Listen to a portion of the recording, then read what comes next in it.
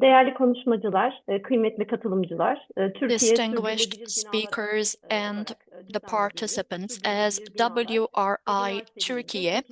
ve son oturumuna we hepiniz hoş are geldiniz. about to start the Bugünkü eighth and the last webinar, which is Avrupa'da sürdürülebilir ve about düşük karbonlu sustainable bina and low dönüşümü. carbon building Öncelikle oturumun transformation in moderatörü olarak Europe. çok I kısaca am the kendimden bahsetmek moderator of istiyorum. this İsmim session. Meltem My name Bayraktar. is Dünya Meltem Kaynakları Bayraktar. Enstitüsü I WRI work at Türkiye'de kentsel şehircilikle WRI Turkey. İklim programının I kıdemli work yöneticisi olarak as a görev yapmaktayım. senior Aynı manager zamanda in da climate Türkiye management. Sürdürülebilir Binalar Ağı'nda Moreover, I koordinatörlüğünü am the yürütüyorum. coordinator of the Sustainable Buildings Panelimize department. başlamadan önce Well, ikinizle before we ilgili begin kısa our bilgi paylaşmak webinar, istiyorum. let me share with Webinarımız you some yaklaşık 1,5 friendly saat reminders. sürecek olup This etkinlik webinar boyunca will da last video for kaydı half, alınmaktadır. one and a Webinar half kapsamında hours, Türkçe, İngilizce, and we will simultane çeviri have a hizmeti video sunulmaktadır. recording. Bu simultane çeviri We ya da will tercüme için provide you Zoom with a ekranınızda, Zoom simultaneous uygulamasında yer translation. alan dünya sesi ve To çeviri use butonuna this service, you tıklayarak can dil click seçeneklerini on the görüntüleyebilirsiniz. Eğer the bu dünya world çapı icon at the çeviri bottom of ortaklık the olarak screen, nitelenen butonu and you can doğrudan choose göremiyor iseniz the sağ language that you tarafta prefer. bulunan çember içinde 3 nokta ile There gösterilen daha fazla is simgesine tıkladıktan sonra açılan menü üzerinden yine bu a dünya section ikonuna which is called erişebilir ve More. çeviri You can click on seçeneklerini it unless you görüntüleyebilirsiniz. see the Çeviri world menüsüne icon. girdiğinizde So when you her enter the menu konuşmacıyı of the kendi orijinal dilinde translation, eğer dinlemek you isterseniz can orijinal kanalda kalmanız either yeterlidir. stay Eğer in etkinliği the Türkçe original çeviriyle channel, takip etmek which isterseniz you will hear the Türkçe floor then. kanalını seçmeniz But if you would gerekiyor. like to Eğer choose İngilizce the olarak takip translation, etmek you isterseniz can de choose İngilizce Turkish kanalını language, but you can seçebilirsiniz, still choose seçebilirsiniz. Yine English çeviri in order kanallarını to dinlerken hear yalnızca çevirmeni the sesini duymak ve speakers. konuşmacının orijinal de olsa kendi sesini arka planda kısık da olarak duymak istemezseniz orijinal sesi kapat And if you don't seçeneğini want to ekrandan hear the translation işaretleyebilirsiniz. at the background, you can choose, Konuşmacılarımıza panel you can boyunca click on the soru sormak box isterseniz on yine Zoom that ekranınızda yer will alan soru pop up işareti when you click sembolüyle on this gösterilen this Q&A ya icon. da soru cevap If you şeklinde would like to ask a gösterilen question to one of bölümden our sorularınızı speakers, yazılı you olarak can write it sunumlar down in the esnasında chat veya box. sunumlardan sonra Well, you can iletebilirsiniz. write down your questions Sorularınız tüm either sunumların during the tamamlanmasının ardından presentation is yapacağımız ongoing or soru after cevap all the oturumunda presentations are konuşmacılarımız completed. tarafından yanıtlanacak. And your Buradan questions da will be sorularınızı answered by iletirken our hangi speakers. konuşmacıya yönelik olduğunu And belirtmenizi rica please ederim. also write down Sözü to kıymetli whom you will konuşmacılarımıza ask your bırakmadan questions. önce çok kısaca And Türkiye before I Sürdürülebilir give the Binalar floor Ağı'ndan over da to the bahsetmek speakers, istiyorum. let me talk Ağımız about Türkiye'de iklim WRI değişikliğiyle mücadele ederken Turkey. bina ve inşaat sektörünün yeşil Well, dönüşümünü, we are sürdürülebilirliğini, interested in green karbonsuzlaşmasını desteklemek transformation amacıyla in Avrupa Birliği'nin de building sağladığı construction, destekle and bu with the support of 2024'te hayata the geçti ve kar amacı EU, gütmeyen kurumsal bir we platform olarak continue to work faaliyet as a göstermekte. Bir national Avrupa projesi platform. It is a kapsamında non-profit kuruldu. organization. Bu kapsamda da bina sistemindeki Within this Türkiye bina perspective, sistemindeki we deal bulunmuş with durumdaki tüm the building paydaşları bir araya sector in getiren, Turkey. We do kapasite our geliştirme best içeriği to ve increase the diyaloğu teşvik capacity, eden bir bring the ulusal platform stakeholders oluşturdu. together. It works as a Bu national ağın platform. koordinasyonunu ve bu ilgili And projelerin liderliğini the WRI Türkiye olarak leadership biz of the yürütmekteyiz. project, of this Projede bizlere project, Tıpkı is Enerji ve Aktif Ev conducted Derneği by SEPEV ve WRI Danimarka Turkey. Yeşil Büyüme Ağı Denmark DGGN Green destek sağlamakta. Growth Bugün is also itibarıyla supporting ağımızın binden us fazla during this Türkiye'de project. takipçisi var. Takipçilerimiz kamudan, özel sektörden, We have akademiden, thousands of followers temsilcilerden from oluşuyor. Yani private sektörün her sector, bazı kurumunda state şu anda authorities, oluşmuş and durumdayız. universities. Bizler ağ olarak neler yapıyoruz? Takipçilerimizin Well, farkındalığını what do we arttırmak do amacıyla mainly in çeşitli order to yüz yüze ya da raise online awareness? toplantılar, We webinarlar ve çalışma ziyaretleri gibi conduct etkinlikler düzenliyoruz. physical Teknik on-site and kapasiteyi online güçlendirmek için meetings to teknik eğitimler, strengthen sertifikalı eğitimler technical capacity. We hazırlıyor. Aynı provide zamanda eğitim materyalleri, bilgi cert kaynakları hazırlayıp bunları yaygınlaştırıyoruz. certificated Ve tüm etkinlikler trainings. Turizm gibi Avrupa All Birliği'nin our desteğiyle hayata events geçiyor. are financed Bugün by webinar boyunca EU hakkında ve by resmi the kaynağı EU. hakkında bilgi alabileceğiniz linkleri Well, we are going to share with you the necessary links through which you can get more details. Regarding the life cycle of the buildings, we have a very detailed resource which you can find on our official website. We have also guidelines regarding buildings and how to make them more climate resilient. So you can find many other resources on the website. Well, so far we have invited experts about this topic. Regional heating, passive houses, the entire life cycle of the buildings, the national policies in Turkey. So all these have already been discussed and talked.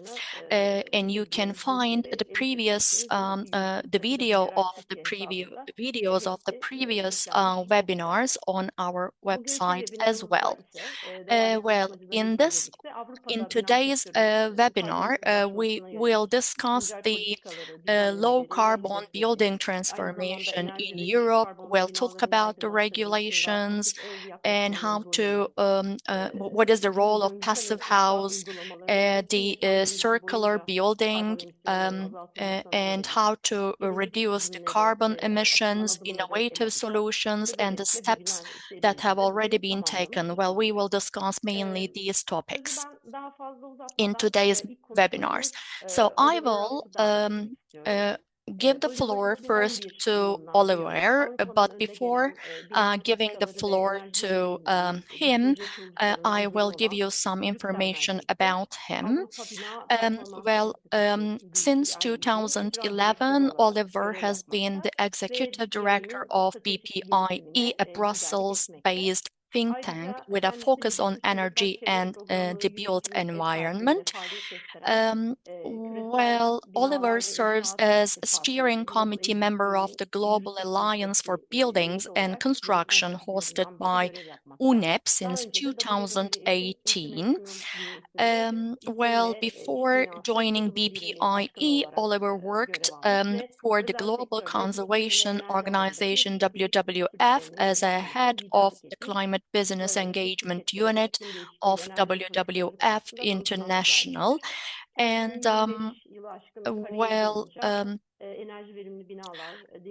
Oliver's experience in buildings efficiency goes back to the late 90s. And Oliver, over to you. Thank you very much, Meltem, for the kind introduction. And a big thank you to WRI Türkiye for organizing this series of webinars and for inviting me today to speak about the European building stock and the challenges, the experiences, the policies we have to decarbonize the building stock in Europe. I hope you can now see my slide in full presentation mode. So let me start just very, very briefly about BPIE. Who are we? What are we doing? We are a think tank based in Brussels and in Berlin. We are in operation since 2010. And what we essentially do is we advise policymakers, stakeholders, NGOs on the question, what kind of policies do have an impact to decarbonize the built environment? How do we need to design these policies? How do we need to develop them further? And how can we measure whether these policies actually have an impact? So we do publish a lot of studies. We also sometimes organize webinars, and everything we do and publish can be found for free on our website. So for anyone who wants to dive deeper into the issues, I'll invite you to go to our website, bpie.eu. I want to talk today about the status of the EU building decarbonization. Then I want to talk about the regulatory framework, mainly the Energy Performance of Buildings Directive. And I will also want to cover a number of other EU initiatives which have an impact on buildings. So quite a lot to cover, a lot of details. I will not always go into the very last detail, but I will point you to sources and resources where you can look for further information. So what's the status of the EU building decarbonization? First of all, we need to be aware that the topic of reducing emissions, reducing greenhouse gas emissions from the built environment sits within the overall regulatory framework of EU targets. The EU, for example, has agreed to reduce their net greenhouse gas emissions by 55% compared to 1990 levels. That's introduced in the climate law. Then there are goals to reduce the energy consumption, for example, enshrined in the Energy Efficiency Directive. And there is a very clear goal for the renewable energy share. Also, it should grow to 42.5%. So that's the framework within we are discussing buildings decarbonization. When we look at the question how far Europe has actually come in decarbonizing the built environment, we at BPIE are publishing a tool or information which is called the EU Building Climate Tracker since a few years already. And we do not only look at the CO2 emissions, even though they are important. We have actually analyzed a number of indicators which we use to construct one index to make the answer a little bit more easy in a very complex environment. And what you see now on the graph is what this index tracker actually looks like in real life. And I have to explain that to you a little bit. The light blue line on the left side is the ideal decarbonization pathway leading to climate neutrality for the European building stock by 2050. That has been defined based on EU scenarios, official EU Commission scenarios, and we have now developed a methodology to track how far we have come on this path. And on the right graph, you see a dark blue line at the bottom, which is in zigzag a bit and has values attached to it. So for every year since 2015, we have calculated how far we have come with the effort, with the progress in decarbonizing the built environment. And at the moment, the latest figures, which are from 2023, tell us that we still see a gap between the light blue line and the dark blue line. So it's not closely aligned. But what we also see that this gap is closing. And why it is closing, I will explain to you with this overview. So we're using the index to, as I said, give a relatively simplified answer, but we're using other indicators to come to that relatively simplified answer. We are, for example, asking the question, what are the CO2 emissions doing from the built environment? We are looking at them by sector, the service sector buildings and homes, households, private buildings. We are then also using a second indicator asking the question, how is the final energy consumption developing? Again, looking at the differentiation between commercial buildings and residential buildings. We are also looking at the question, how far are renewable energies contributing both to the electrification of buildings, but also, of course, to the renewable heating supply. And the fourth indicator which we're using is the question about what kind of investments are made in renovation. And all these are combined with a methodology which then gives the simplified answer, how well are we on track? And if we look at how well we are on track, we see that we are closing the gap. The situation is improving slowly because the gap in 2021, for example, was 21.5 decarbonization points. And in 2023, it was only 8.9. So we are making good progress in Europe. In order to find out more of the details, you can look into that report. The fourth edition of the EU Buildings Climate Tracker is out, and I'm sure we will share the presentation so you can look that up later. Let me move to the topic of the regulatory environment in Europe. The so-called Energy Performance of Buildings Directive, or we call them EPBD as a short acronym, is the main legislative instrument to improve Europe's energy performance and to drive the decarbonization of buildings. This directive actually has been in place since 2002. And at the moment, the latest version from 2024 is in action, is the right legal document.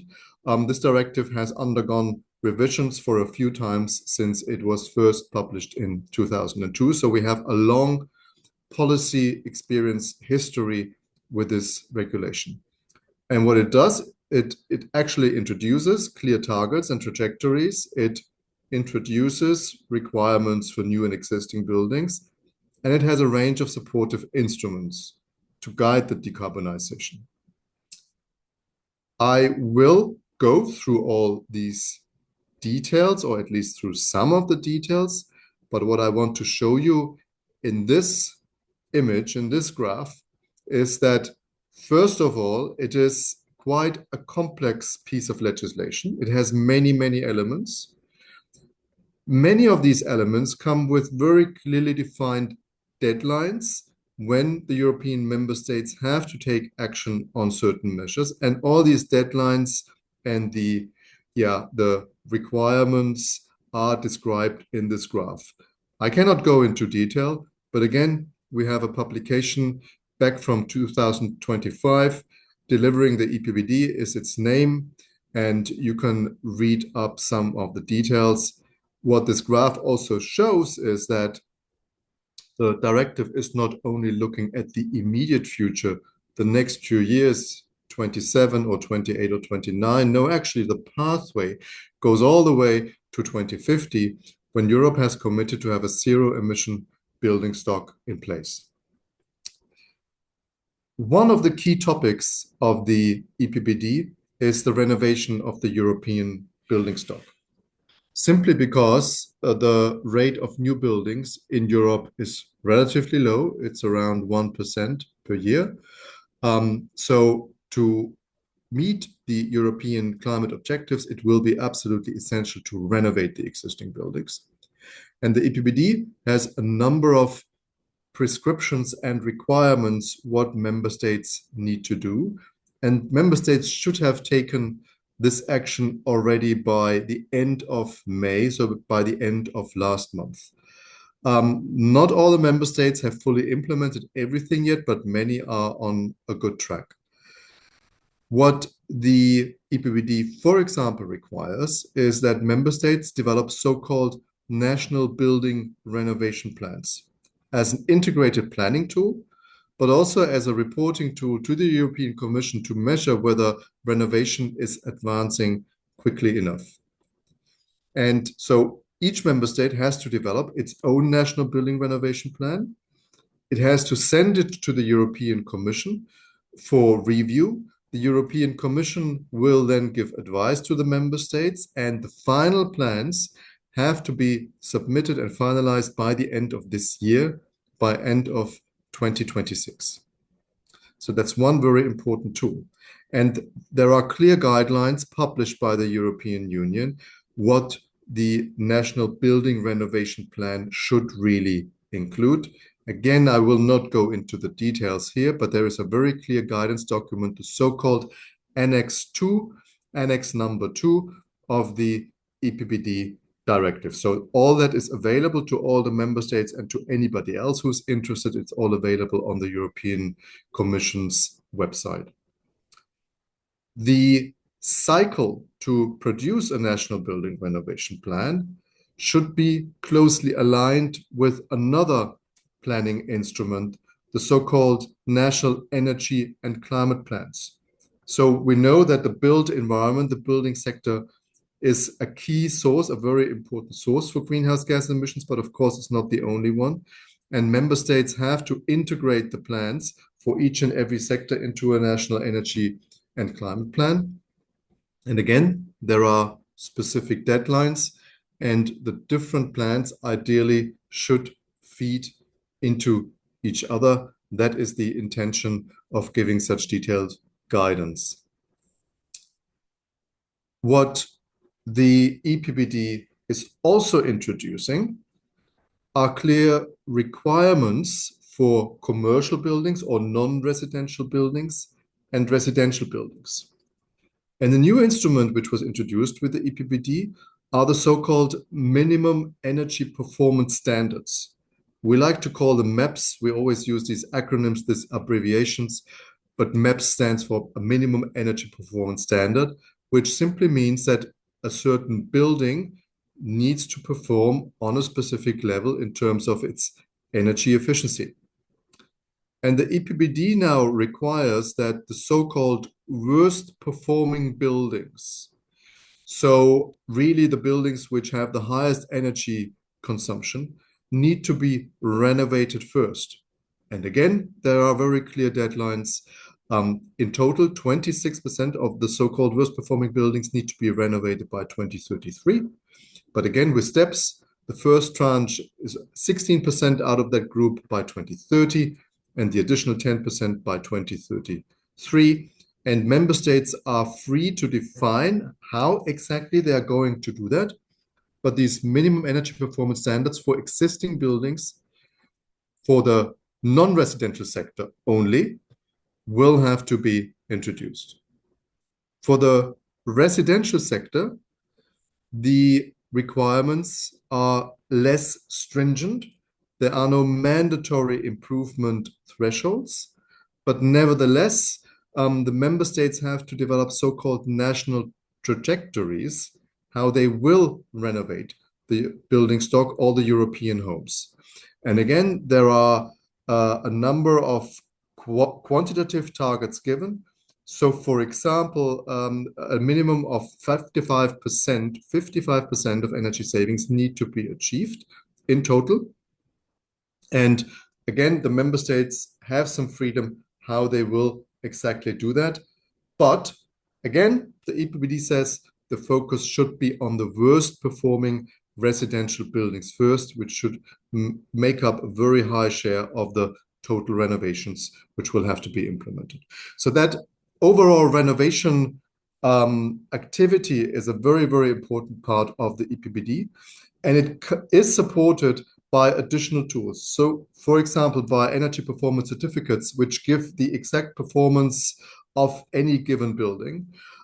It's supported by the introduction of renovation passports, which are tools to give advice for each and every individual building, what kind of renovation measures and steps could be taken. Then there is the instrument of one-stop shops, where all Europeans should be able to get independent support and advice for the renovation. And the European member states are asked to establish financial support instruments, for example, in the form of grants or in the form of low interest loans. Again, it is left to the member states, but there have to be financial support instruments in place in order to really trigger, to enable people to undertake all these renovations. I talked a lot about the existing building standard. I also want to talk very briefly about the new buildings, because again, the EPBD introduced a new standard, the so-called zero emission building standard. And this is defined as a building which has a very high energy efficiency level and which has no on-site carbon emissions from fossil fuels. So the total amount of operational greenhouse gas emissions must be zero or very low. Again, the EPBD describes very specific deadlines by when this will have to be achieved. For buildings, new buildings owned by public bodies by 2028. And from 2030 onwards, this zero emission building standard will be valid and will have to be applied to all new buildings across the EU. Another introduction of a new element in the EPBD from 2024 is the reporting requirement for so-called whole life cycle greenhouse gas emissions. What does it mean? Basically, it means that member states have to develop a methodology, how they report on the embedded emissions, on the emissions which are associated with the construction materials which are used to build a new building. For now, this will be valid only for new buildings. And again, there are some complex requirements for which the European Union also has published guidance in a so-called delegated act. So there is a clear advice how member states are expected to comply with that. But it is a new measure. And so a lot of experts, including BPIE, are working on this topic, how we can develop national accounting methodologies to measure these whole life cycle greenhouse gas emissions over the lifetime of a building. And again, there are very clear target deadlines and timelines. A mandatory declaration for all buildings about the life cycle indicators will have to be implemented by 2030, the very latest for all buildings, and then maps or roadmaps will have to be developed to define the pathway which member states want to take to minimize these emissions over the lifetime of a building as well. Again, we have a comprehensive publication, how to implement, how to deliver the EPBD. You can find and download it on our website. And in particular, we have a lot of good practice examples on all the requirements of the EPBD, which are implemented already in some of the European member states. Let me use the final minutes of my presentation to briefly mention a few other EU initiatives which have an impact on buildings. Now, we all know the geopolitical tensions which we are all exposed to are leading to an energy crisis, making fossil fuels very expensive, increasing energy bills for all Europeans, and having, of course, a rather hard and negative impact on the economy. At the same time, Europe is struggling with a housing crisis. Between 2013 and 2024, the average house prices in Europe have increased by 60% and rents by 20%. And at the same time, we actually know that some parts of the existing building stock is not effectively used. We have vacancies. We have, for example, the average office occupancy rate is only 57%. And we also know that a high share of the EU population lives what is defined as under-occupied homes in official EU statistics. And so the EU is reacting to that by having published a European affordable housing plan, which will come with additional measures. At the moment, there is legislation in preparation, which will very likely limit the short-term rentals, because that is a big issue in many European cities where rental space is occupied and not free for citizens. So there is a big policy field currently under debate, and that time does not allow me to go into the details. The post-2030 energy and climate framework is under discussion. There is a discussion how to evolve the Renewable Energy Directive, the Energy Efficiency Directive, and so on. And all these directives are in regular updates in policy cycles every 5 to 8 years approximately. The EU also has announced that they will publish an electrification action plan. And of course, electrifying heat supply in buildings can be a very, very important strategy to reduce carbon emissions, greenhouse gas emissions from the built environment. And there are industry-related initiatives which are designed to drive innovation in the construction sector so that renovation and new buildings can be delivered quicker, more cheaply, but still complying with the existing efficiency and climate performance standards which we have in Europe. And of course, the topic of energy security, growing domestic renewable energy sources and investing more heavily in energy efficiency is a very, very important topic for the EU. The Affordable Housing Plan, which I mentioned as the first one of these many initiatives, is designed to boost housing supply, to mobilize investment, and to drive reforms over the long time in rental markets and purchasing markets, but with ideally some immediate support. And the Affordable Housing Plan is definitely designed to protect those European citizens which are the most affected by the European housing crisis and by the energy crisis. Our recommendations are plentifold. It always depends on the level of detail. What we find very, very important is that when we look at the decarbonization of buildings, we're not only looking at the question, how can we quickly reduce greenhouse gas emissions, but that we also look at other aspects which are associated with buildings, that we look, for example, at the health performance of buildings, that we look at the question how buildings can increase our energy security, how buildings can be made more resilient against climate change impacts, and so on and so forth. And we know that we need planning instruments, we need the regulation, but we also need to have more data and information, which we are heavily and intensively working on as BPIE with many other partners. Just as a side note, there is also the European Building Stock Observatory, which is an online platform which provides a wealth of data about European buildings for everybody who wants to access it. And we believe very heavily that good practice sharing is very important, and bringing actors together like WRI does in this webinar is a very important strategy. And if you want to know more about our work, we have also published an annual report which summarizes everything we do. And I can only invite you again to go to our website, bpie.eu, or follow us on LinkedIn. Thank you very much for your attention. And with this, I would like to close my presentation. Thank you. Sevgili Oliver'a bu paylaştığı kapsamlı bilgiler ve katkıları için çok çok teşekkür ederiz. Thank you, Oliver, for this great presentation. Now, Jessica Grove-Smith, the second speaker of the day, will take the floor. But before that, let me introduce her. Jessica is the Joint Managing Director and Senior Scientist of the Passive House Institute in Germany. She is a physicist by training. Her areas of expertise include highly energy-efficient building solutions to the passive house standard around the world under different climate conditions.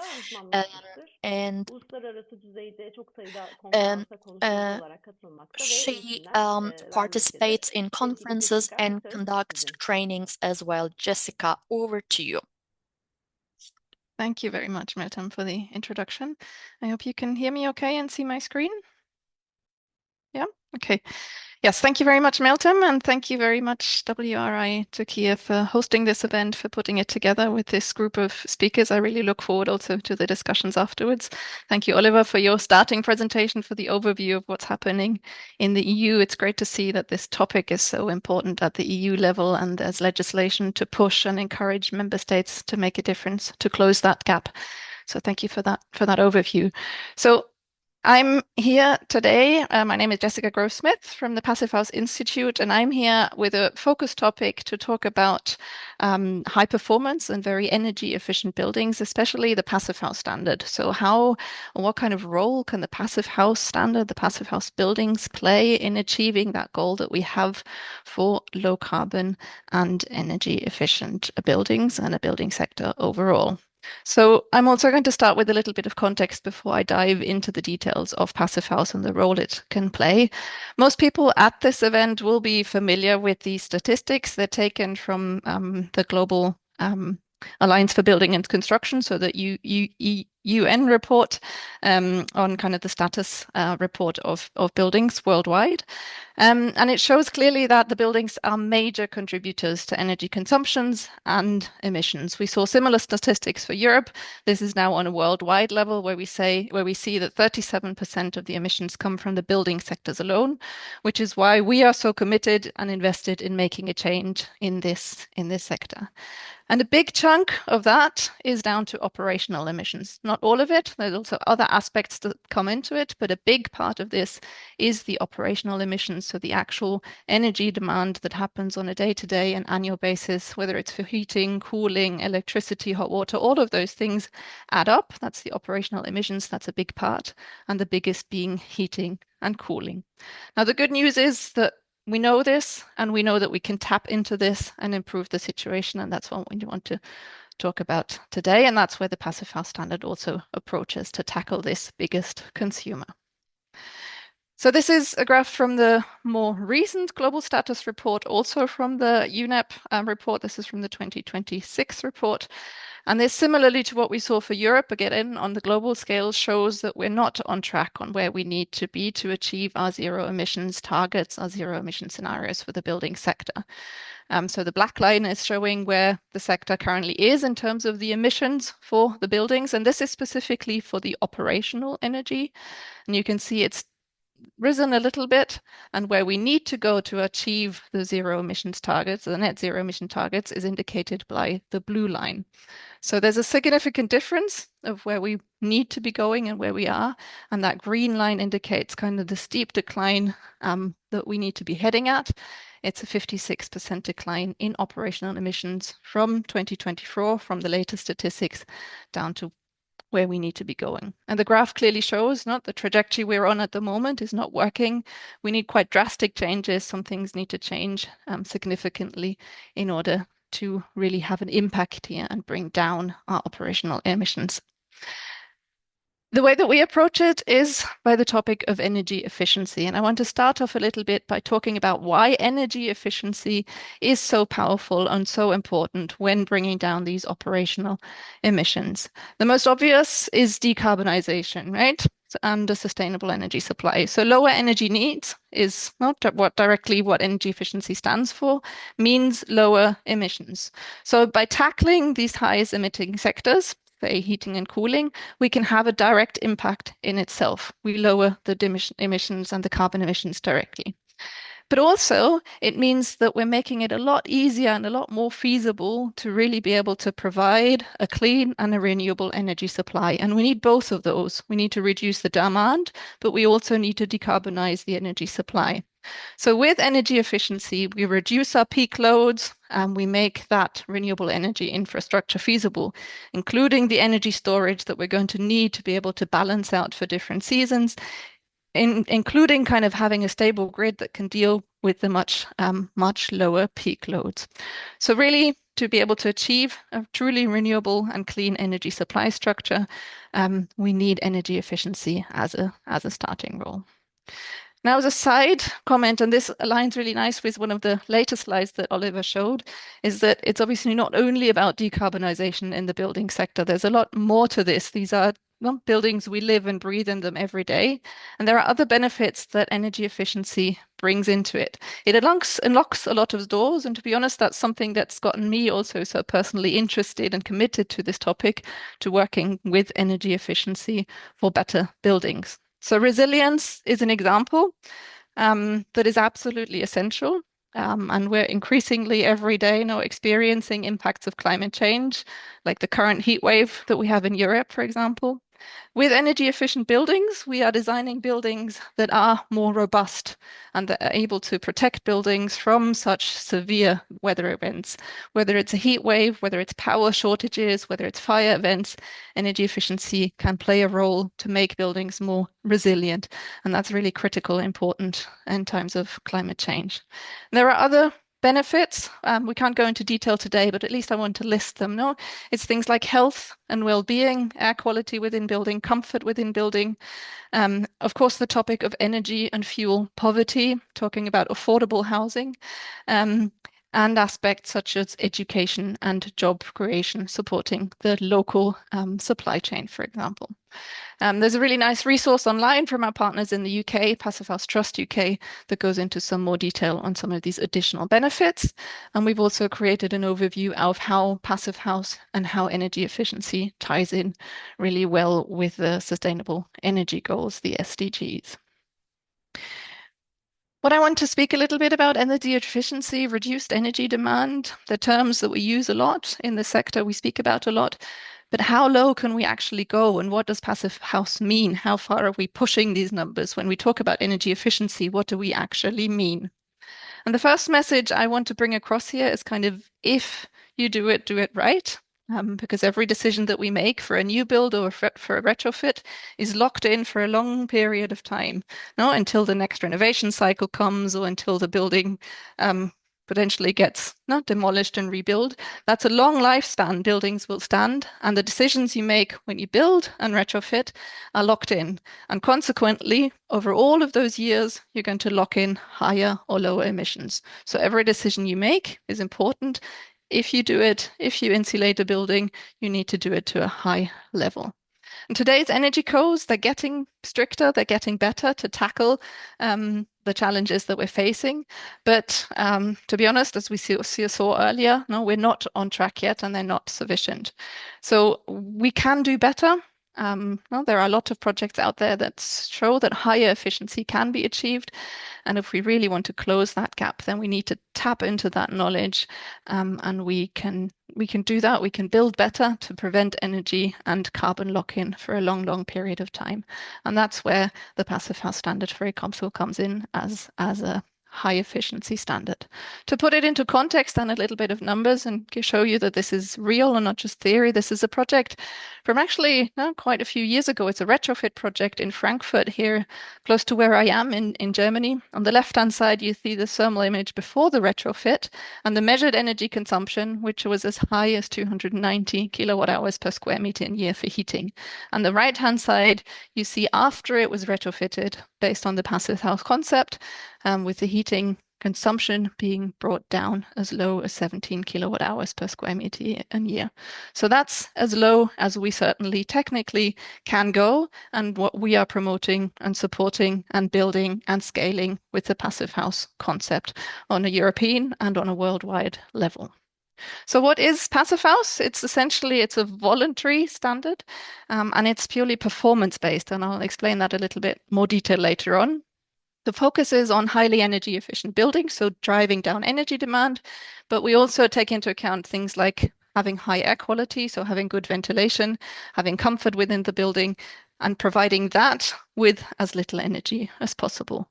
Started off in 1991 with a project that you see on the left-hand side, which was an experiment, a residential building for four kind of dwelling units in a row. And by now it's grown to large buildings around the world, including schools, hotel, apartment buildings.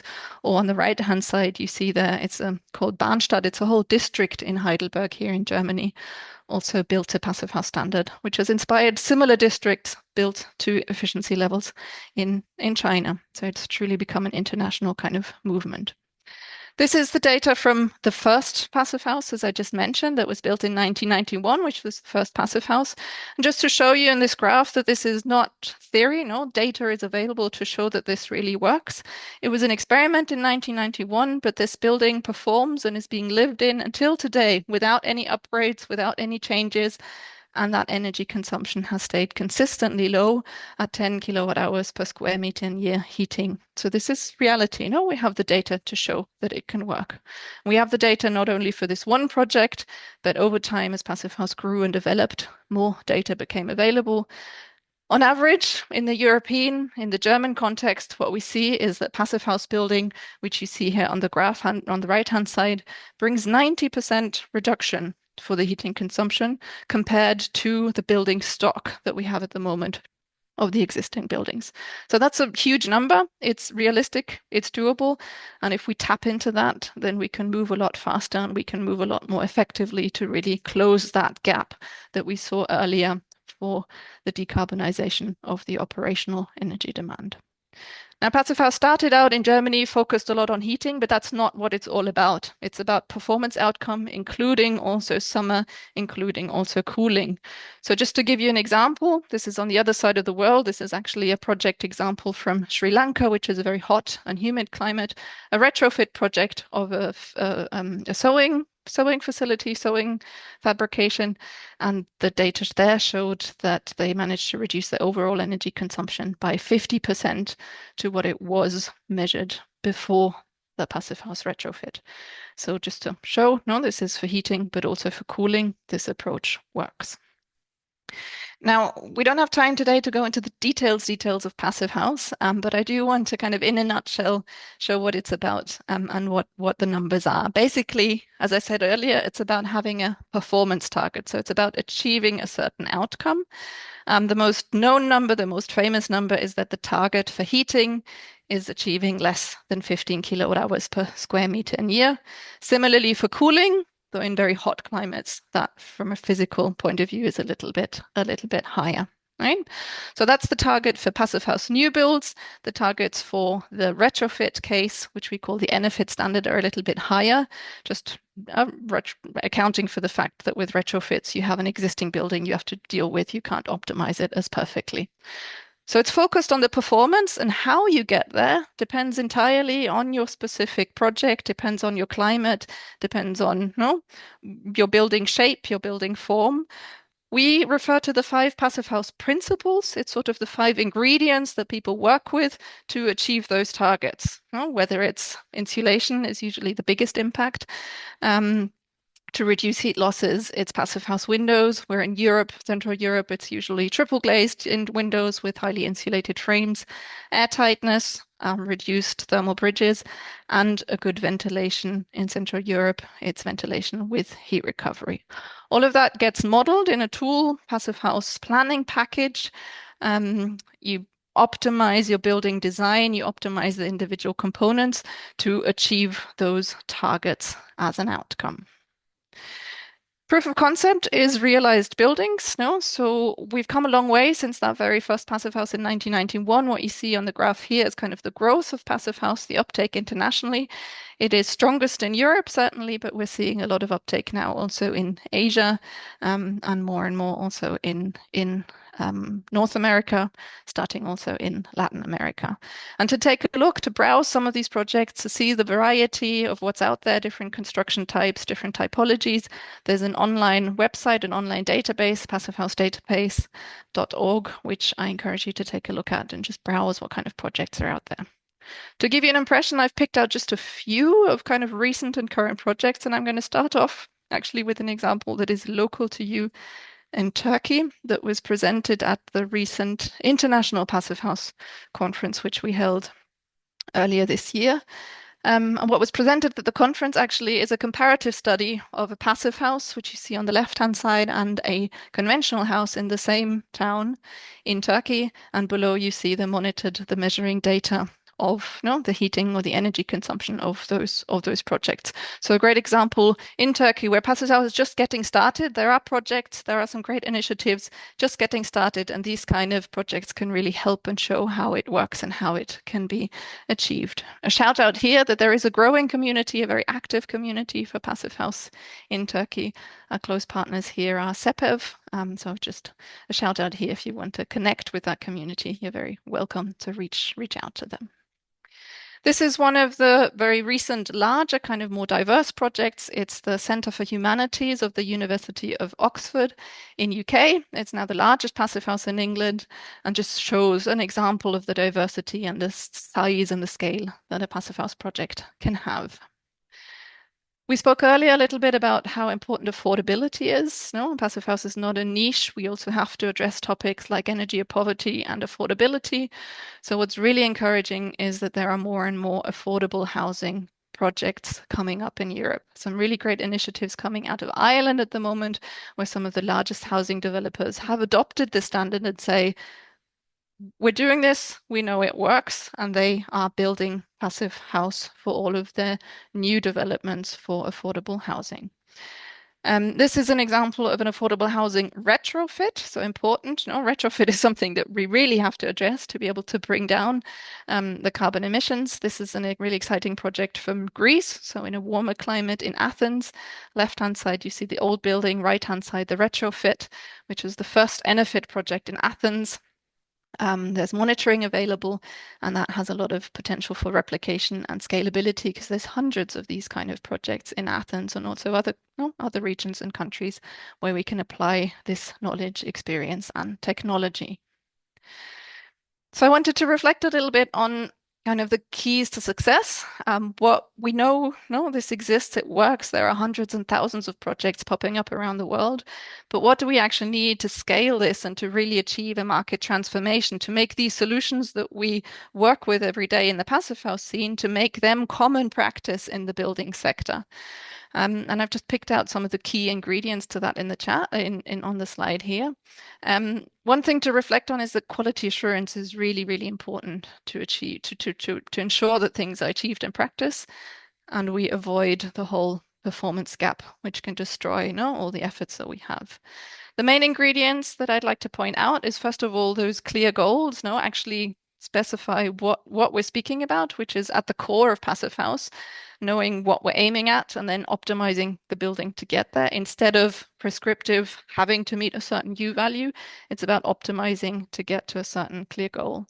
The expertise and the people, we do a lot of capacity building. It's not engaging with webinars like this or with organizations like WRI.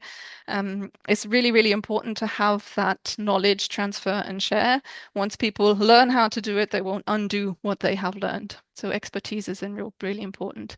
Design tools, I think generally in the construction sector, there's still room for improvement. A lot of tools out there are tick box kind of approach, versus if you're really focusing on your outcome, you need reliable energy modeling that focuses on, really representing what the building will have as an energy demand or consumption. And last but certainly not least, it's the actual components on the market and reliable energy labeling. So not only relying on the manufacturer information, but also having an independent check. And I know the EU is also doing a lot in that regard to create more transparency. From the Passive House perspective, we try to push it an extra level and have high performance. The whole fact that triple glazing is available so widely today was driven a lot by the Passive House sector. If you're interested, we do have an online database with specifically kind of Passive House components, whether it's windows or construction details or ventilation systems or wastewater heat recovery. There's different types of components that you can look up online. And overarching of all of this is kind of the quality assurance. We do offer certification, which kind of marks, is this a Passive House component? Is this somebody who's done Passive House training? Is this an actual certified Passive House building? But the reason why we offer this certification is for quality assurance and transparency. So people know that what they get in the end is what they were aiming to get. And it's not just an empty use of the name and the ideas. Okay, the role of Passive House and what can it play on our journey to decarbonisation? What I wanted to reflect on here, and this is not only for Passive House, but also other voluntary standards, is that they have the liberty and they can be based on science and physics and idealism to be more ambitious than minimum code requirements. Code is a complex, political instrument that takes time to develop.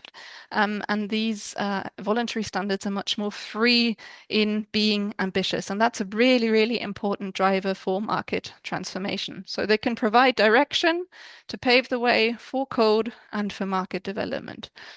Whether it's capacity building and expertise, or for example, for the components, working with the manufacturers and showing how good a component can be, can really change and influence the market. So that's a really important role that these voluntary standards, as the Passive House standard, can play. We spoke earlier about the EPBD, and the code and the legislation that is happening in Europe. And as I said, it's great that Europe is behind this whole topic of having to decarbonize the building sector. Now, I'm aware there's a lot of information on this slide, and I won't go through all of it one by one because it's a bit overwhelming. Similar to Oliver, I'm going to give you a few links afterwards where you can look up more information. What I want to say with this is similar to my message on the previous slide. The goals that we have ultimately with the EPBD, the decarbonization, and what we're achieving with Passive House, they align really, really well. The EPBD, the legislation, has clear pathways, and it does require member states to go and implement that on their own. Every member state is going to do that slightly differently. Again, policy is a complex topic. So what we recommend is that Passive House, or NFIT equivalent for the retrofit, is a pathway to achieve those same goals. It's available, the tools are available, the quality assurance is available. So there's no need to wait for kind of that code and legislation from the country. Passive House achieves those goals already today.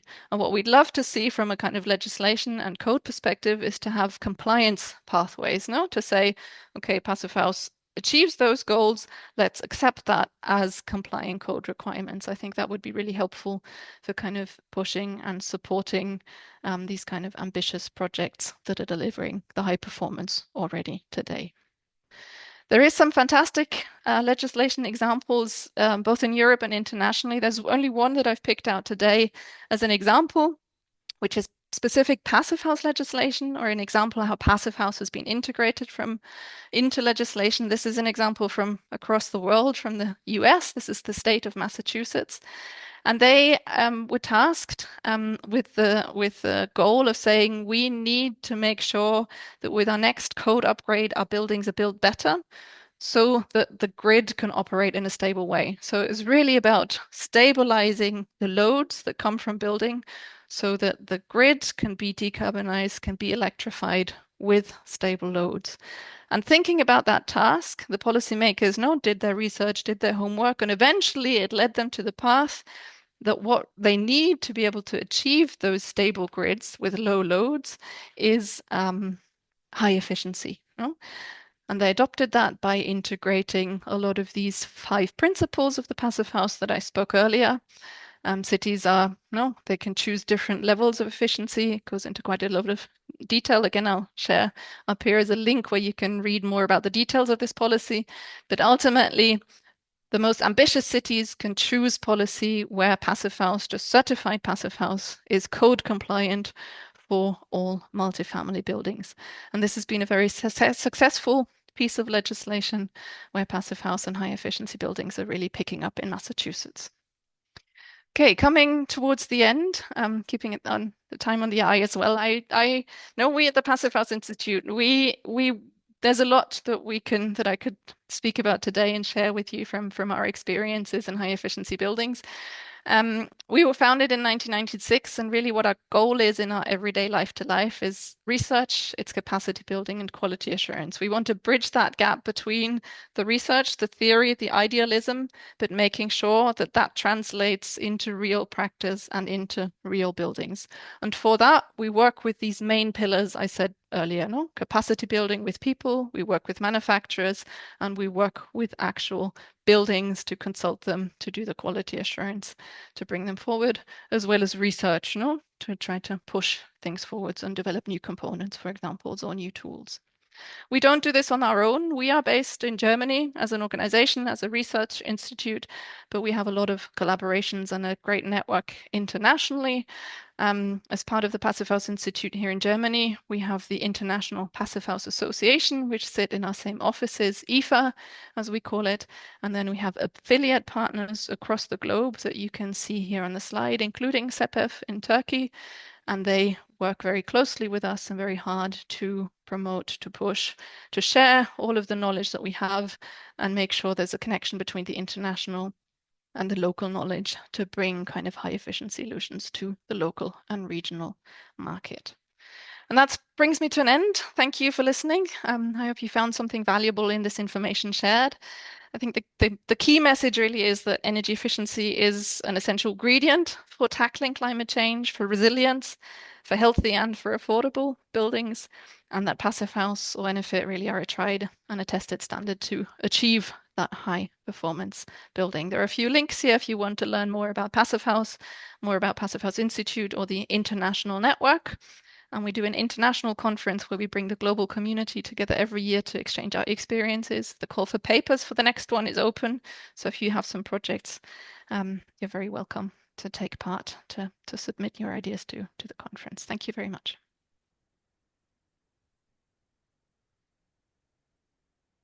Çok teşekkürler Jennifer, paylaştığın bu detaylı Thank you very much, pasif ev örneklerini farklı ölçeklerde Jessica. seviyelerdeki binalarda da uygulanabildiğini. The passive house concept can be applied at many levels, and thank you very much for providing us with general information about this concept. Now we will continue with HOOP. Well, HOOP direktörü olarak görev yapmakta. Delft Üniversitesi Havacılık Mühendisliği mezunu olan HÜP, sürdürülebilir ve yenilikçi yapılaşma alanında graduated as aerospace engineer at the Technical University of Delft. Şekillendiren ve yöneten Dutch Top Consortium for the Built And in 2019 to 2023, he, together with industrial and academic partners, established a Dutch Top Consortium for Built Environment. In 2023, he joined the steering committee of ECTP and the board of Built for People, ENBRI, and CIB. HOOP chairs several task groups with focuses on innovation. And HOOP, over to you. Yeah, Melton, thank you very much for the opportunity to give a presentation today. And hello to everybody who's on the screen. So please do not hesitate to ask questions in the Q&A for us, so we have a good chat after the presentation. Actually, where Oliver and Jessica talked a lot about the operational CO2, I'll go a little bit more into the embodied CO2, so the CO2 that's going to be emitted during the production of the buildings or the renovation, and really where circular construction can help. And really, that will be my last slide later on. I really think we should aim for maximizing the international collaboration and harmonization to really make sure that this one market idea in Europe, including Turkey, of course, will actually move in this direction. So happy to talk about that. Before going there, and I hope you can all see it, just a few words on where I'm from. I'm actually from TNO. TNO is a research development organization working at one end for the government, and on the other hand for the industry, focusing initially on the Netherlands, but also more and more on Europe and a global scale.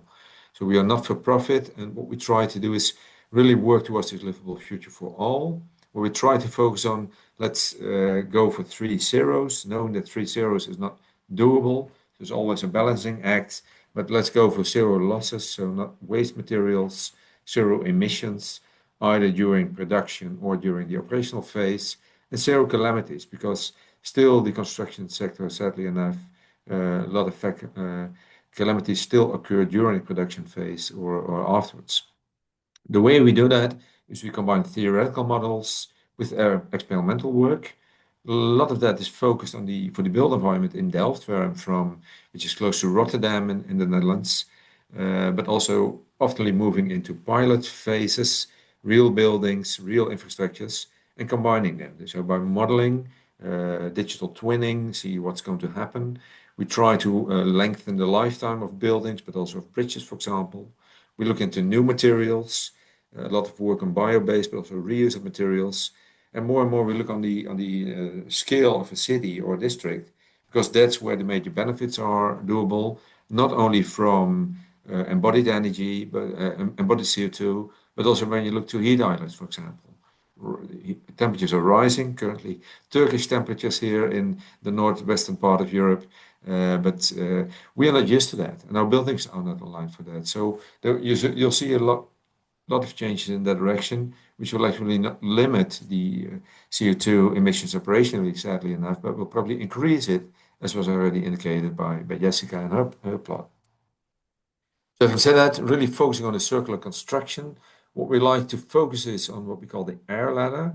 So think about not building. Of course, we all need new houses. The affordable housing plan was there, but we could not build it, but just, for example, transform existing offices into housing when they are underused, for example.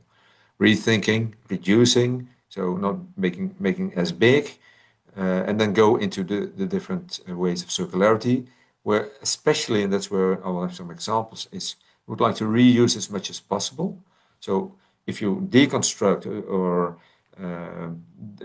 going to do the demolition of a building, you could actually get the individual components out of this construction and then use that into your whole design, which is more or less the maximum one, but you could also look into repurpose, recycle, and ultimately you would like to do some energy recovery if there's still materials left. In the Netherlands, we have banned more or less the landfill for construction. I don't think Turkey is there yet, but I also know that there are a lot of ideas on circular reuse in construction waste.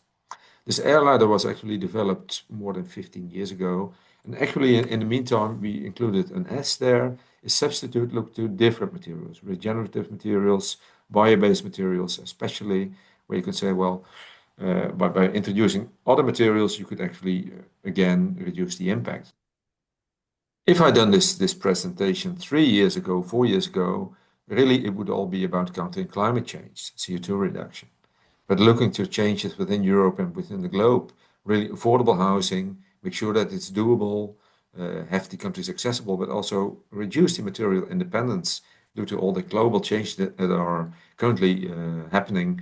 Really, circularity is high on the political agenda in Europe and also in the Netherlands and most of the member states.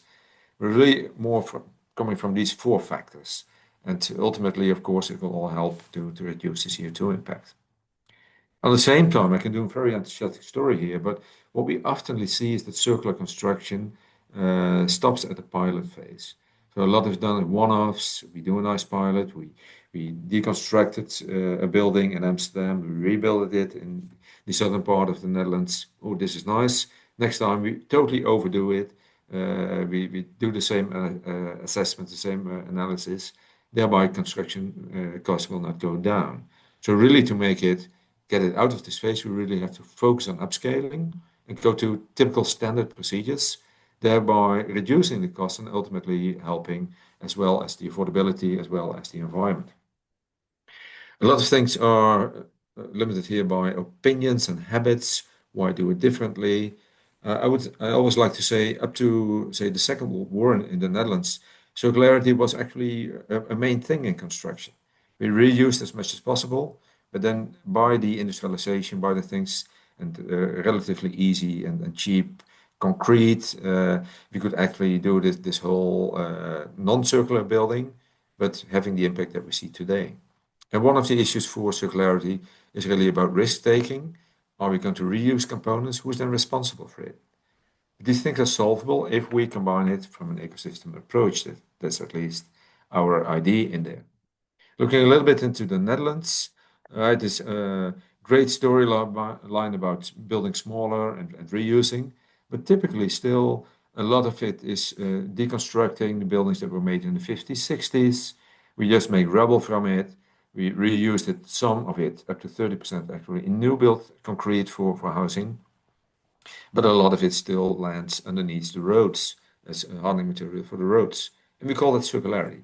So really it's about high value reuse ultimately, and not only making bigger ones, but smaller ones, or different buildings more fitting actually the current needs. So which is also a philosophy within the circular design. When you look to the right of this plot, just some typical numbers. We have the intention to have 1,000 new dwellings a year, 100,000 new dwellings a year in the Netherlands, all of the Netherlands, which of course for Turkish values are not that big, but considering the area around Istanbul, for example, or one of the other larger regions. What we then see happening in the numbers is that typically we have the 70,000 new builds, but typically we also have 12,000 demolition sites in the construction site. And this in a time where we would like to be 100% circular in 2050. And I'll have a little bit more data actually on the mass streams within the construction sector in the next plot. So if we would rebuild only by demolition materials, we could rebuild 20% of our current needs, which of course is not sufficient. But it also shows that there will be a need for scale up, for industrialization. And actually, our government stated that they would like for industrial construction, modular concepts, which by itself are more, they are better able for reuse. So this modular approach is really going to be on the agenda in the Netherlands, but also within Europe, coming from the Affordable Housing Plan and the activities that are underneath that, as was already stated by Oliver. So when you look to just a few numbers, and these are a little bit older numbers, but I need them for the rest of my story later on. If you look to the construction sector, close to 45 megatons of materials are being used. If you're not familiar thinking about megatons, that's close to 20,000 Eiffel Towers a year, from which we then deconstruct a number again. So 45 megatons materials being used. Demolition, including the infrastructure side, close to 20 megatons, but if you only look at the building sites, close to 23.5, which is the potential of reused materials of 22% in the Netherlands, which differs, of course, a little bit over the years. Recent study shows in 2025 it was close to 24%, but it are typical numbers for a country like the Netherlands, and similar values you can see in other Western European countries. When you then look to the high value reuse, it's close to 8%. So there's still a lot we can gain, but we have to do that because we want to go to this 50% circular in 2030 and already 100% in 2050. Looking at these numbers, it will be clear that you have to find different solutions. One is smaller buildings, transformation, reuse of current demolition waste. But last but not least, which will probably be the major one, at least what we're looking for in the Netherlands, is using bio-based or regenerative materials. Because that's a way to not actually pollute, but actually absorb CO2 from the environment and store it long-term in the constructions. This one was actually also mentioned already by Oliver. I actually used your plots from some earlier work, Oliver. But really, the big urgency comes from European legislation and, of course, the global needs to reduce the CO2 impact to the environment. And we are in a very urgent, well, a very short time frame, actually, because this year people will start making their national roadmaps. So starting in 2027, every member state in Europe should have its roadmap ready. Then in 2028, all new builds larger than 1,000 square meters will have to do their whole life cycle global warming potential calculations. And then in 2030, all new builds will need this. And it is to be expected that also for renovation, there will be plans later on, including the limit values, which of course will be a steering factor ultimately for the circular reuse in there.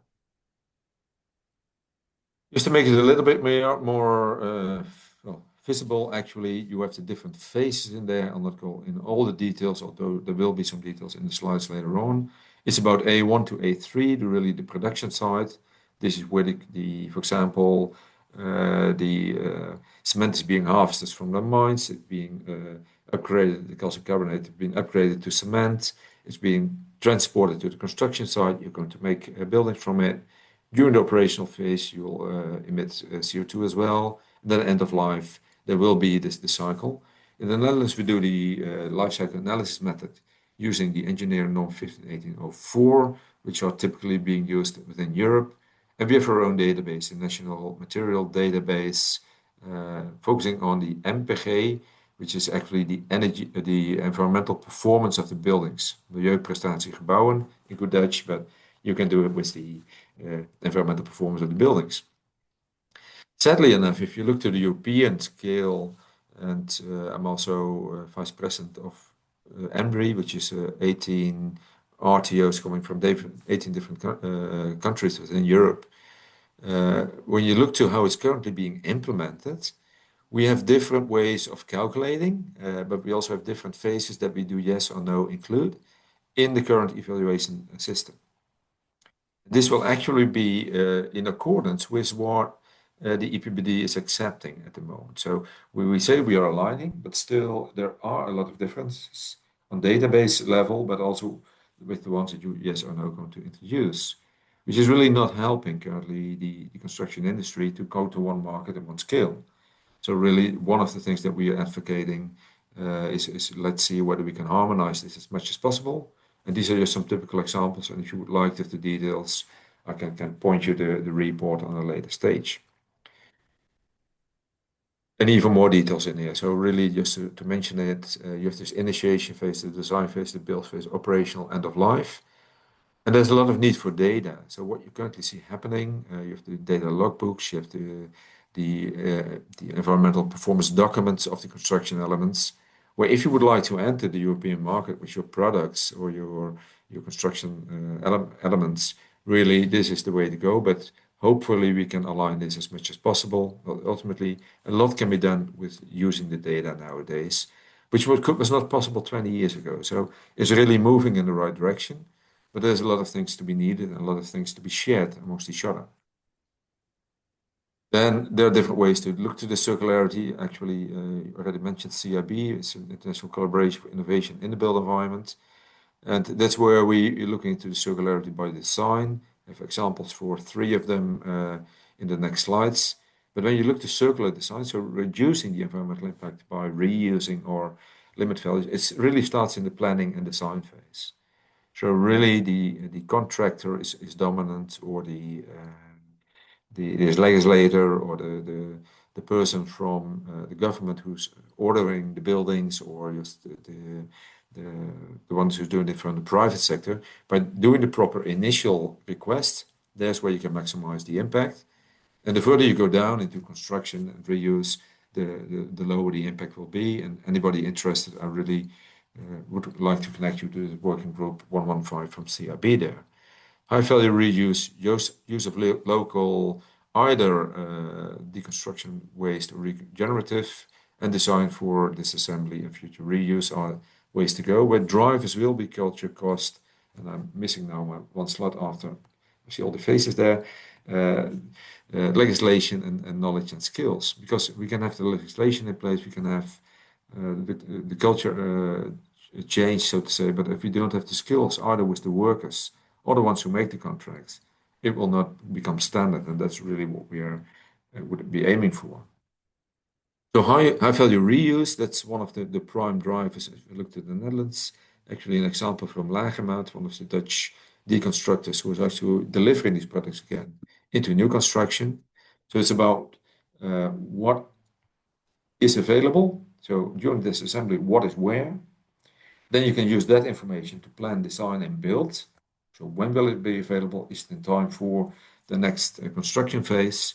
But ultimately, somebody has to say, well, this is good as new or good enough for a certain design. So you really need a way to re-qualify this construction element.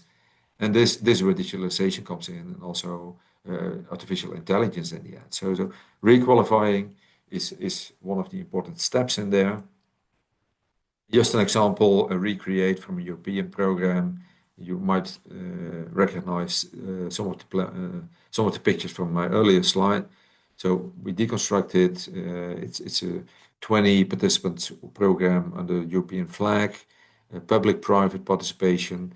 Really look into what is the quality. Can we bring it back, store it, and then number 4, and then put it into a new design by using a current platform for that. In the use of deconstruction waste or regenerative, also only an example, just trying to speed up a little bit so we have still some time for questions and answers. What we see in the Netherlands, more than a megatons of waste wood are available. Normally that's being burned, so the energy is taken out of it.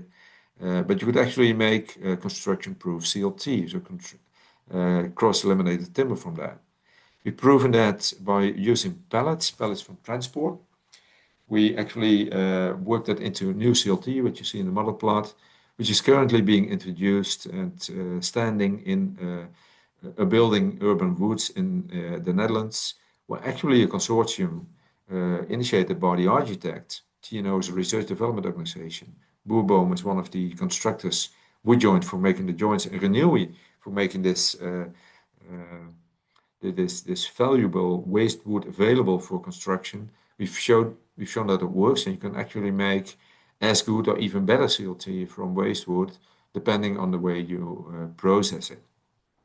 Once again, as an example, of course, you could also think about rubble coming from war sites, or just materials that are being damaged. So you could use it into new concrete, for example. And they have to design it for disassembly and future reuse, otherwise it will not be working. And so that's really part of the trick. So if you have the materials, you have the proper design, and you have it ready with digitally supported, what is where and when is it available, you could reuse it again in this whole circular design. It ultimately goes to this plot. So here you see again the A1 till C phases. On the top level, an indication what will happen with concrete. Actually, by mining and making construction materials from it, you already start emitting CO2 into the environment. Then you have to transport it. Then you have to keep it intact. So it's negative for the environment. It's a positive CO2 balance. But if you would grow wood and you would actually absorb CO2 from the environment, you have a negative starting point.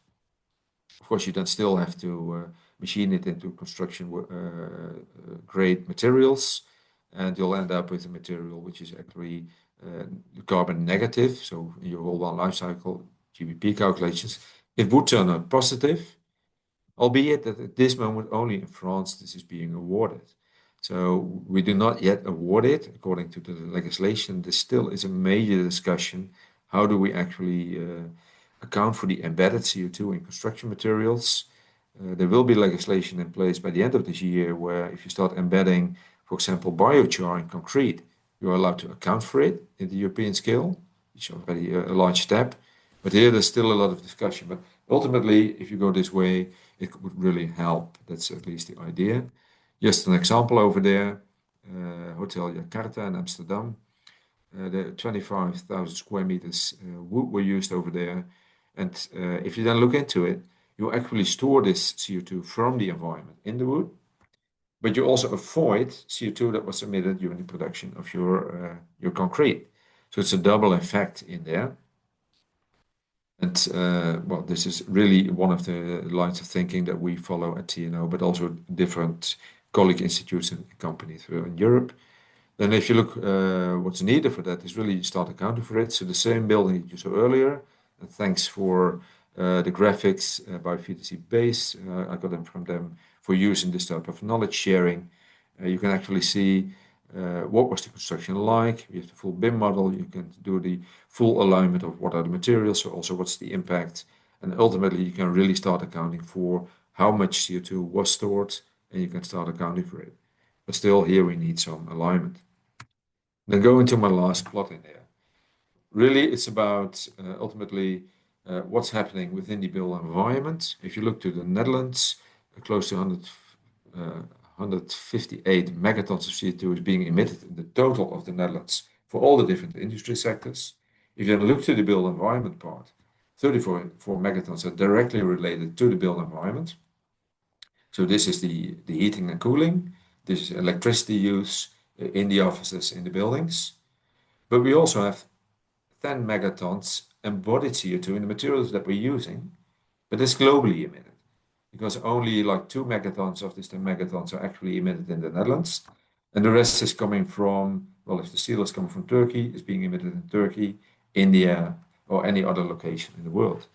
So the actual emissions are a little bit higher than was indicated because of the embodied energy is in there. If you then look what's happening, so these are figures from 22, combining data from 2019, but it's not so different in 2022. Close to 25%, which is the average. If you look back into the UNEP reports, it's embodied CO2. 77% is in the Netherlands operational CO2, especially heating, cooling, and hot tap water. If you would go, and this is really a very first rough estimate, it's a mass balanced one. We say if you would replace 50% with bio-based of this construction material, so concrete and steel replaced by bio-based, you would avoid the 5 megatons due to the fact that you do not use this concrete, which is the largest portion.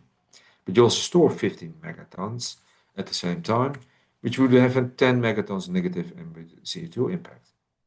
If we then think back about Oliver's presentation, we go to zero emission designs in Europe, we would actually start decarbonizing the society. So really, the construction sector or the building sector could be the one which is helping the environment instead of polluting it.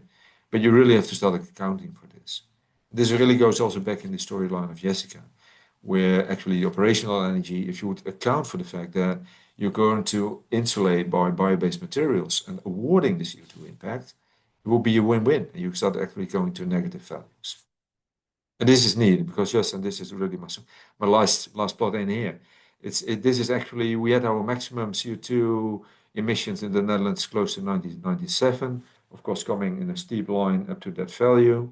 And we're currently on a downwards trend, largely by the decarbonization of the electricity system. You see a big drop, which was COVID actually over there. And now the question is, are we going down in a line like this? So are we reaching this zero CO2 in 2000? Or are we going more along a line like this, which is more likely if you just look to the current data? Or are we going somewhere in between? And really the key message from my side is we as a construction sector could be a positive benefit for the built environment if we start using this. So digitalization is the enabler for circularity, what, where, when, and also the quality, really important. Focus lifetime extension, high value reuse and substitution. and really the need for standardization and valuation to make it a standard way of working. That's what we're working on as TNO, but also with the organizations which are mentioned here below. So with that, I would like to finish, and I still hope we have some time for the questions and answers. Thank you very much.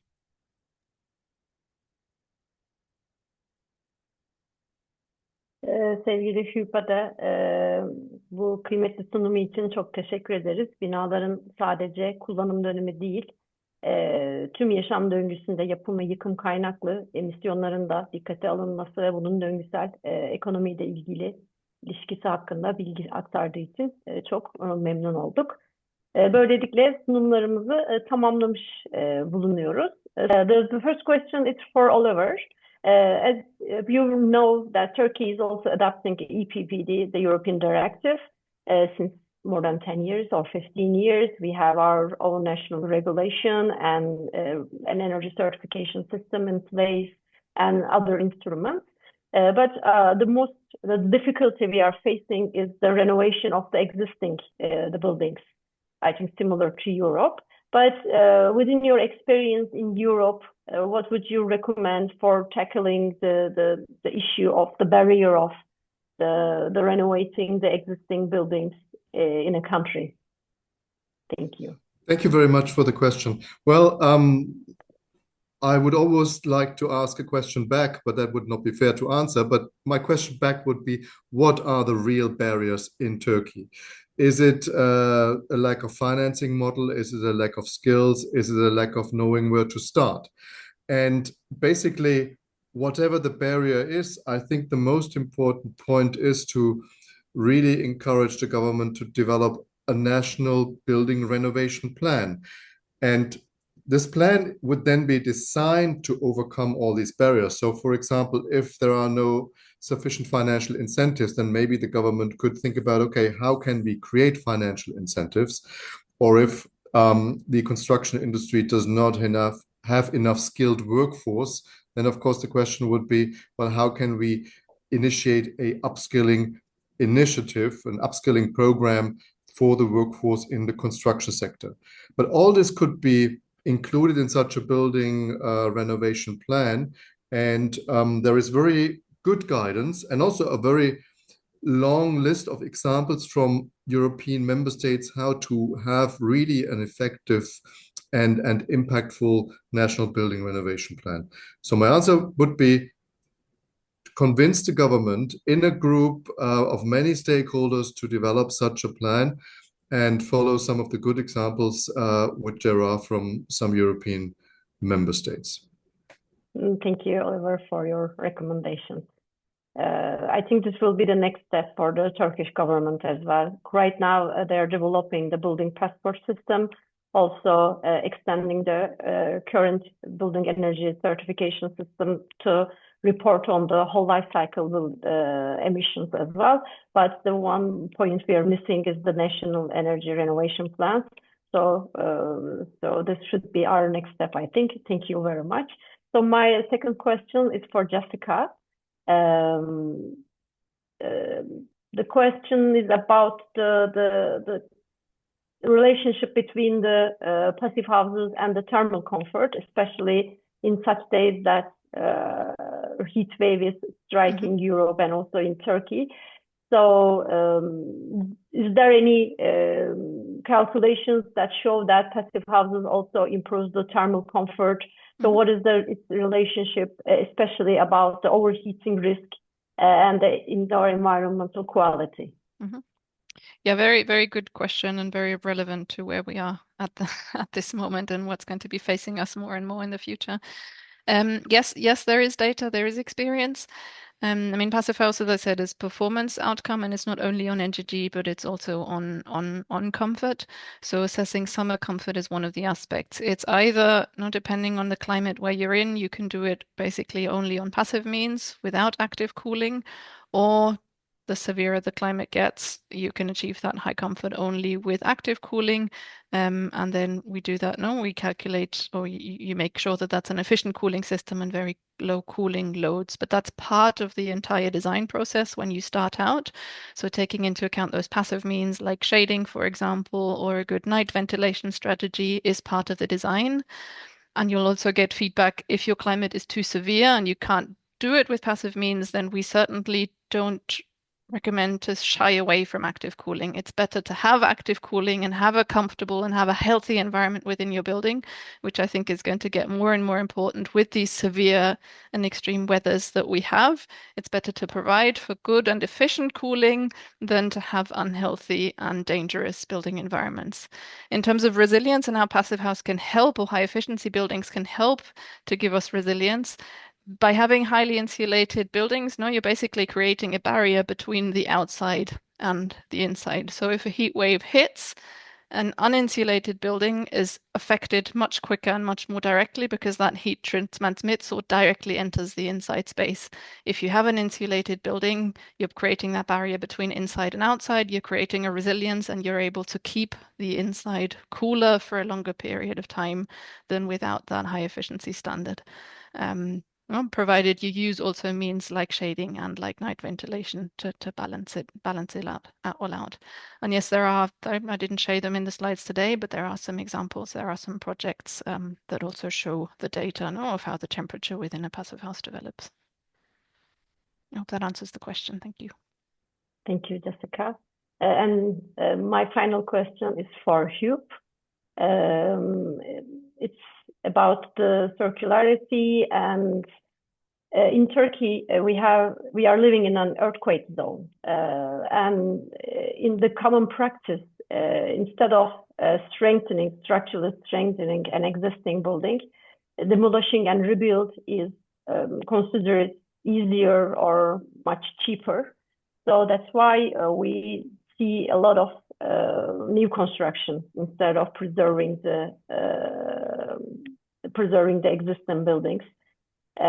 So of course this is in one way about the earthquake risk and the safety of the occupants, but still many buildings are eligible for the reconstruction, but still we cannot have a good balance for that.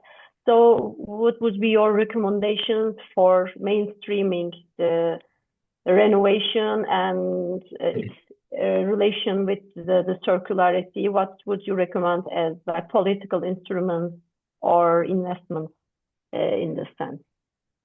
Yeah, thank you very much. I already tried to type in the answers, but I could not somehow. So it's a complex question. Of course, ultimately, you would like to have safe buildings, period.